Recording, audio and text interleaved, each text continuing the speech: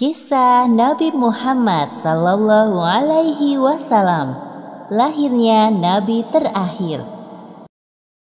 Ribuan tahun lalu, Mekkah hanyalah sebuah lembah di tengah padang pasir, tempat persinggahan para kafilah dagang yang kemudian diubah menjadi sebuah kota di masa kekuasaan Nabi Ismail alaihi salam. Kota Mekkah juga menjadi saksi atas lahirnya Khatamul Anbiya, penutup para nabi. Beliau adalah Muhammad bin Abdullah. Nenek moyang Nabi Muhammad bernama Hashim bin Abdul Manaf. Saat Hashim berkuasa, kota Mekkah terkenal dengan pusat perdagangannya yang makmur. Tidak ada yang dapat menyaingi kemampuan berdagang masyarakat Mekkah pada saat itu. Namun sayangnya, kehebatan masyarakat Mekkah dalam berdagang tidak sebanding dengan kebiasaan jahiliyah yang sering mereka lakukan. Hei, lihatlah burung itu. Sedari tadi ia terbang di atas kepalaku, lalu berbelok ke arah kiri. Nenekku pernah berkata, jika burung itu berbelok ke arah kiri, maka kau akan tertimpa sial. Benarkah ucapanmu? Ya, tentu saja. Menurut kepercayaan masyarakat jahiliyah, jika burung itu berbelok ke arah kanan, maka nasib baik akan datang. Begitupun sebaliknya. Orang-orang Arab pada masa jahiliyah sangat percaya pada tahayul. Kebiasaan jahil lainnya adalah tentang penyembahan berhala. Awal mula penyembahan berhala di kota Mekkah ketika seorang bernama Amr bin Luhai membawa sebuah berhala besar bernama Hubal dari Syam. Lalu diletakkan berhala Hubal itu di sekitar Ka'bah dan ia menyuruh orang-orang menyembahnya. Ayo cepat, bawa kemari minumannya. Kerongkonganku rasanya kering sekali. Sabarlah sebentar kawan. Bagaimana kalau kita berjudi sambil minum-minum? Tawaranmu sungguh menggiurkan. Tentu aku tidak bisa melewatkannya kali ini. Hei, kamu yang duduk di sana, panggil para penari untuk menghibur kami. Tidak hanya berjudi dan minum arak, pencurian, perampokan juga hal yang sering terjadi. Sasarannya orang asing yang mereka temui di jalan. Hei kau, cepat turun dan serahkan semua harta yang kalian bawa. Mulai saat ini, kau dan istrimu adalah budak di rumahku. Kalian berdua jangan sekali-kali berani melawanku, atau nyawa kalian melayang. Tak terasa tahun demi tahun berlalu dengan cepat. Kepemimpinan Hashim digantikan oleh pemimpin yang lebih muda dan berkompeten di saat usianya telah lanjut. Sebelum beliau meninggal, Hashim mewariskan banyak sekali harta kepada Abdul Muthalib. Wahai keponakanku, semua ini adalah harta milik ayahmu. Kau pantas mendapatkannya. Terima kasih, wahai paman. Aku akan menggunakan semua harta peninggalan ayahku untuk kebaikan.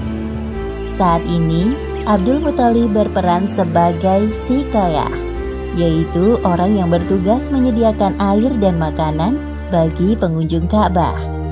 Saat itu, Ka'bah sangat ramai dikunjungi oleh orang-orang, melebihi gereja Al-Quds di Yaman milik Raja Abraha. Namun, seiring berjalannya waktu, persediaan air semakin menipis. Pada saat itulah Abdul Muthalib teringat tentang cerita sumur Zam-Zam.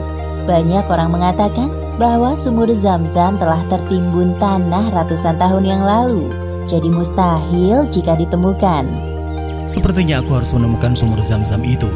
Apalagi tugasku sekarang sebagai Sikhoyah. Kemudian beliau memanggil salah satu putranya yang bernama Harits. Wahai Harits, anakku, kemarilah. Dapatkah engkau menemaniku mencari sumur Zam-Zam yang telah tertimbun tanah ratusan tahun lamanya itu? Baiklah, dengan senang hati aku siap membantumu mencari sumur Zam-Zam itu, wahai ayah. Abdul Muthalib dan Harits berpencar dalam menggali di beberapa tempat, namun tidak ada hasil. Wahai ayah, apa mungkin sumur Zam-Zam benar-benar telah lenyap tertimbun tanah? Wahai anakku, kalau kita bersabar, Allah akan memudahkan pencarian kita. Orang-orang yang melihat perbuatan Abdul Muthalib dan Harits hanya bisa mencemooh. Wahai Abdul Muthalib, mengapa engkau mengerjakan perbuatan yang sia-sia? Sumur itu telah lama hilang tertimbun tanah. benar yang dikatakannya. Bukankah dahulu nenek moyang kita, Mudzaz bin Amr, pernah mencari tapi juga tidak berhasil? Sudahlah, biarkan saja dia. Lagi pula kita telah mengingatkannya. Abdul Muthalib terbangun dari tidurnya karena mendengar suara. Ia seperti mendapatkan petunjuk tentang keberadaan sumur Zam-Zam dalam tidurnya. Keesokan harinya, dengan penuh semangat, Abdul Muthalib dan Harits kembali menggali di antara berhala Isaf dan Naila. Tiba-tiba air memancar. Ayah, lihat, ada air. Alhamdulillah. Ayo Harits, gali terus. Sekarang, dengan diketemukannya sumur Zam-Zam, Abdul Muthalib tidak khawatir lagi untuk memenuhi persediaan air dan keperluan bagi pengunjung Ka'bah. Hari demi hari berlalu, Abdul Muthalib merasa kewalahan dalam mengemban tugasnya sebagai sikayah. Untuk itu beliau bernazar. Ya Tuhan, andai saja aku punya 10 anak laki-laki yang dapat membantuku, pekerjaan ini akan terasa lebih ringan. Jika Engkau berkenan mengabulkannya, akan aku persembahkan untukmu 1 orang dari mereka. Ternyata takdir menentukan bahwa Abdul Muthalib memiliki 10 anak laki-laki. Saat mereka dewasa, dilakukan undian. Setelah diundi beberapa kali, nama yang muncul selalu sama, yaitu Abdullah, si anak bungsu. Wahai anak-anakku, sebenarnya hal ini sangat berat untuk aku lakukan. Tapi aku telah terlanjur bernazar. Sebenarnya tidak sampai hati, Abdul Muthalib mengatakan tentang nazarnya kala itu. Wahai saudaraku, jangan engkau lakukan itu. Batalkan nazarmu dan meminta ampunlah kepada Tuhan Hubal. Lalu apa yang harus aku persembahkan sebagai ganti dari Abdullah? Kalau engkau dapat menebusnya dengan harta, maka berikanlah itu kepada berhala agar mereka tetap berkenan kepadamu. Menurut kami, itu keputusan yang terbaik. Setelah melakukan perundingan cukup lama, diputuskan bahwa Abdul Muthalib harus menyerahkan 100 ekor unta sebagai ganti dari persembahan Abdullah. Abdullah adalah pemuda baik, sopan dan berwajah tampan. Banyak gadis-gadis Mekah yang tertarik dengannya, apalagi ketika mereka mendengar bahwa nyawa Abdullah setara dengan 100 ekor unta. Mendengar kenyataan bahwa Abdul Muthalib berencana menjodohkan Abdullah dengan anak dari Wahab bin Abdul Manaf, para gadis Mekah itu tentu kecewa. Allah Subhanahu wa Ta'ala telah menentukan jodoh Abdullah dengan Aminah, gadis yang memiliki nasab yang paling baik di kalangan suku Quraisy. Akhirnya mereka berdua menikah. Wahai istriku, musim semi telah tiba. Ini tandanya aku harus melakukan perjalanan dagang ke Syam. Pada saat itu, Aminah sedang hamil muda. Jika itu memang kewajibanmu, pergilah wahai suamiku. Meskipun sesungguhnya aku sangat berat untuk melepas kepergianmu. Simpan kekhawatiranmu, wahai istriku. Aku sekarang ini harus bekerja keras untuk calon bayi yang ada di dalam kandunganmu ini. Keesokan harinya, Abdullah berangkat bersama kafilah dagang yang lain. Aminah melepas kepergian suaminya dengan doa. Perjalanan dagang Abdullah berjalan lancar.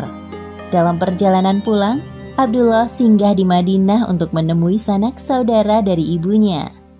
Ketika beristirahat, tiba-tiba Abdullah merasakan kesakitan dan merasa tidak sanggup melanjutkan perjalanan. Wahai kawanku, sepertinya aku tidak sanggup untuk melanjutkan perjalanan ke Mekah. Tolong sampaikan kabar tidak baik ini kepada ayahku. Baik, wahai Abdullah, aku akan menyampaikannya kepada Abdul Muthalib sesampainya di Mekah. Ketika berita itu sampai ke telinga Abdul Muthalib, beliau segera menyuruh anak sulungnya, Harits, untuk melihat kondisi Abdullah dan mengajaknya untuk pulang ke Mekah. Namun setibanya Harits di Madinah, Abdullah telah meninggal beberapa saat sebelum kau datang, wahai Harits. Inna lillahi wa inna ilaihi raji'un.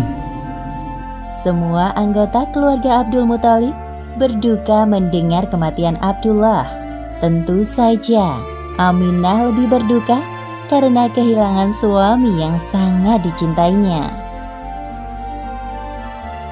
Wahai bayi yang ada dalam perutku, semoga kelak engkau tumbuh menjadi orang yang bermanfaat bagi sekitar, seperti mendiang ayahmu, walaupun kalian belum sempat bertemu.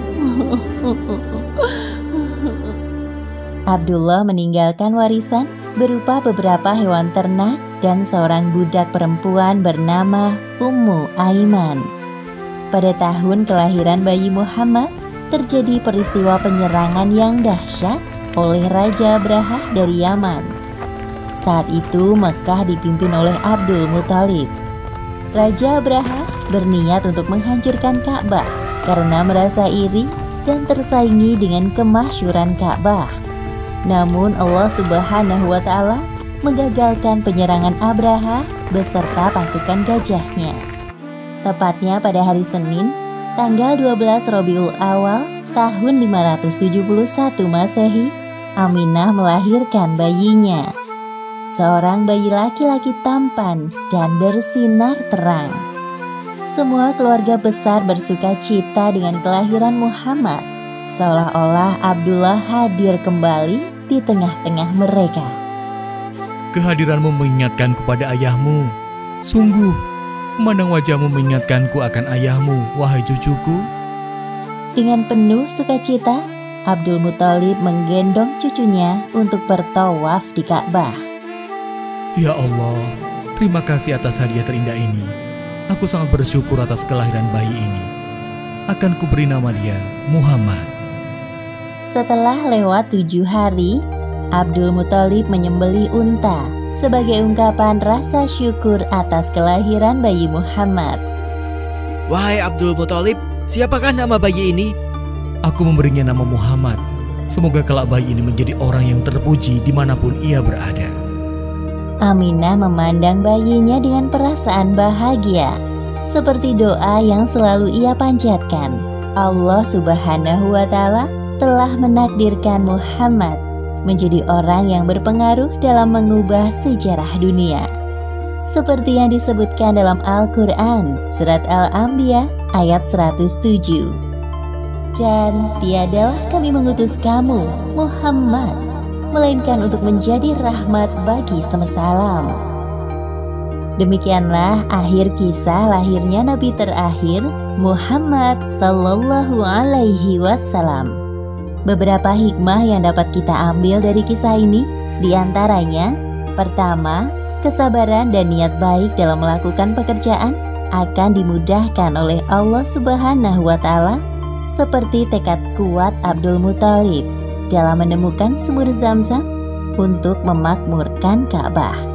Kedua, jangan terlalu lama larut dalam kesedihan, karena semua yang bernyawa pasti mati dan digantikan dengan generasi baru, seperti kelahiran bayi Muhammad yang menjadi penyejuk hati bagi keluarganya setelah kematian Abdullah. Wallahu a'lam bishawab.